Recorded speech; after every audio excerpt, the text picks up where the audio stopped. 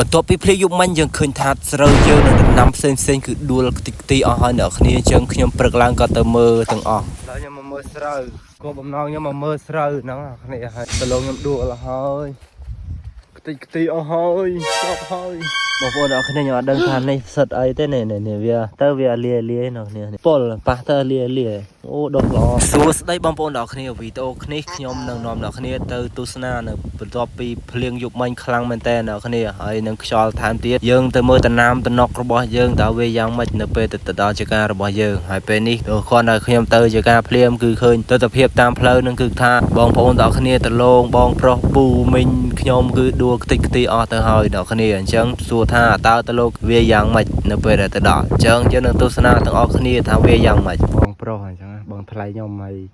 ចង់ថាតលងគាត់ដួលប៉ុណ្ណឹងហើយចោះទៅរំតលងខ្ញុំទៀតអ្នកគ្នាចាំខ្ញុំទៅដល់ជាការដឹងមិនម៉ែអ្នកគ្នាព្រោះតែខ្ញុំឃើញតលងគាត់ដួលទាំងអស់អ្នកគ្នាអញ្ចឹងនឹកឃើញថាតលងខ្ញុំមិនដឹងយ៉ាងម៉េចទេអ្នកគ្នានៅពេលដែលខ្ញុំទៅដល់អញ្ចឹងសូម្បីតែដើមចន្ទីធំក៏បាក់ដួលតិចខ្ទីដែរអញ្ចឹងចប់ហើយតលងខ្ញុំនៅពេលនេះហើយអញ្ចឹងខ្ញុំក៏ឈរពីលើម៉ូតូដើម្បីថតរូបភាពដែលតលងរបស់គាត់នឹងដួលទាំងអស់ហើយអ្នកគ្នាហើយយើងអត់ដឹងថាភ្លៀងម៉ាក់នឹងតែ2 3ដងដឹងតំណាំយើងខ្ទេចខ្ទីអស់ហើយអ្នកគ្នាចប់ហើយចាប់ហើយអ្នកគ្នាតឡងហើយចន្ទីតំណាំឆ្នាំនេះបាទអស់លី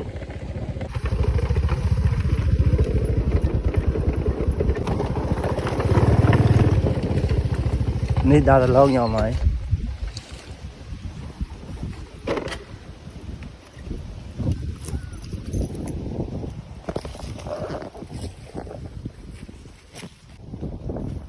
ហើយដល់ចការខ្ញុំហើយឥឡូវខ្ញុំចូលដល់តឡងខ្ញុំអសឹងតាតិចទីអស់ហើយដួលអស់ហើយអ្នកគ្នា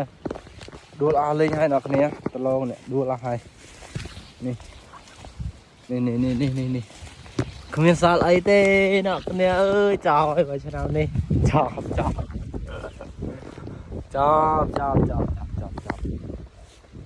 មើលលេខណាថាដូចទឹកលិចមកអ្នកគ្នាដូចទឹកជន់ចំនួនវាហូរមកបន្ទាប់ពីភ្លៀងយប់មិញអ្នកគ្នាបន្ទាប់ពីភ្លៀងខ្យល់យប់មិញហើយមើលមិនទាន់បានធំណាមើលវានេះផ្លាយវានេះតិចតួចណាអ្នកគ្នាអូដល់នេះទូចដើមមិនធំនេះបាក់អស់លេងអស់ហើយអ្នកគ្នាអស់ហើយអើយចោលហើយ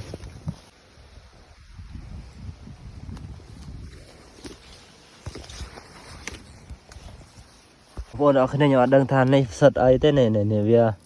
ពេលយើងប៉ះទៅវាលាអ្នកគ្នានេះសិតពលប៉ះទៅលាអូដុសល្អឥឡូវខ្ញុំមកមើលស្រូវគោបំណងខ្ញុំមកមើលស្រូវហ្នឹងគ្នាហើយតែតលងខ្ញុំដួលហើយខ្ទេចខ្ទីអស់ហើយចប់ហើយនេះតែតលងគេដៃទេគេដើមតិចតួចណាគ្នាតែអញ្ចឹងទៅវាអត់សូវអីទេតែតលងខ្ញុំនេះដើមវាធំតែខាងលើដួលអស់លីងចប់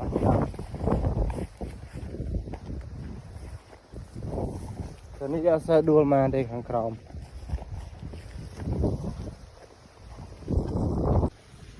គេអ្នកគ្នាធ្វើឲ្យស្រូវខ្ញុំក៏ដួលខ្លះដែរហើយអញ្ចឹងដោយសារតែស្រូវខ្ញុំជាការទូចអ្នកគ្នាដល់អញ្ចឹងទៅវាដួលបន្តិចអញ្ចឹងណាហើយប៉ុន្តែជាការអ្នកផ្សេងអញ្ចឹងជាការគេធំរាប់ហាត់អីចឹងគេដួលសឹងតែពាក្យកដាជាការអញ្ចឹងអ្នកគ្នាតែស្រូវខ្ញុំទៅបើជាដួលក៏អត់បញ្ហាអីដែរដោយសារវាទុំហើយអញ្ចឹងអ្នកគ្នាហើយនេះជាទស្សនវិជ្ជាខ្លះនៅក្នុងចំការរបស់ខ្ញុំហើយអញ្ចឹងប្រភេទនេះដើមប្រភេទនេះគេទិញអ្នកគ្នាអញ្ចឹងអាចទាក់ទងមកខ្ញុំបានហើយខ្ញុំនឹងបេះឲ្យហើយមានអ្នកណាដែលត្រូវការទេហើយខ្ញុំនឹងបេះឲ្យហើយខ្ញុំដកឲ្យទៀតអ្នកគ្នាហើយខ្ញុំឃើញតាមបណ្ដាញសង្គម Facebook ខ្លះគឺគេត្រូវការមែនអ្នកគ្នាអញ្ចឹងទៅខ្ញុំចង់ផុសវីដេអូនេះឲ្យអ្នកគ្នាក៏បើសិនជាវាមានតម្លៃប៉ុន្មានហើយខ្ញុំឃើញច្រើនណាស់តំណាមច្រើនណាស់ខ្ញុំអត់ដឹងថាប្រភេទរុក្ខជាតិអីទេអ្នកគ្នាហើយអញ្ចឹងឮថាគេទិញហើយគេធ្វើថ្នាំធ្វើអីខ្ញុំអត់ដឹងទេអញ្ចឹងអារម្មណ៍អ្នកម្ចាស់ចការនៅពេលដែលឃើញតំណាមរបស់ខ្លួនឯងដួលអីចឹងឬក៏វាត្រូវចឹងអីចឹងគឺអារម្មណ៍គឺអត់សូវស្បាយចិត្តទេអ្នកគ្នាទោះបីជាគិតថាធម្មតាក៏វានៅតែមិនធម្មតាអ្នកគ្នាសារតែអ្វីដែលយើងខំធ្វើគឺយើងចង់បានផលដែលល្អអញ្ចឹងប៉ុន្តែវាករណីភ្លៀងអញ្ចឹងយើងអត់ដឹងដែរអ្នកគ្នាអញ្ចឹងក៏ធ្វើឲ្យតំណាំយើងក៏ខូចខាតអីចឹងប៉ុន្តែតាមតំណើអញ្ចឹងអ្នកគ្នាពាក្យថាតាមតំណើនឹងឯងគឺ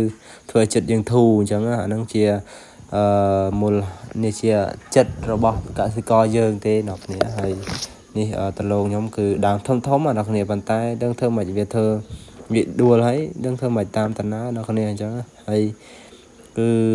វាខ្យល់ខ្លាំងអ្នកគ្នាភាសាខ្យល់អីមុំក៏វាទ្រាំបានដែរវាត្រូបានដែរតែនេះខ្យល់ចង់បាក់ពេលកដាលហើយអញ្ចឹងអូខេអ្នកគ្នាហើយអញ្ចឹងមានតំណាំបងប្អូនកន្លែងណាខ្លះដែរដូចពួកខ្ញុំតែបើថាភូមិអីគឺអត់អីទេអ្នកគ្នាដូចតែវីដេអូពីមុនដែលខ្ញុំធ្លាប់ផុសអញ្ចឹងថាភូមិអីអត់អីអត់មានគ្រោះថ្នាក់អីទេ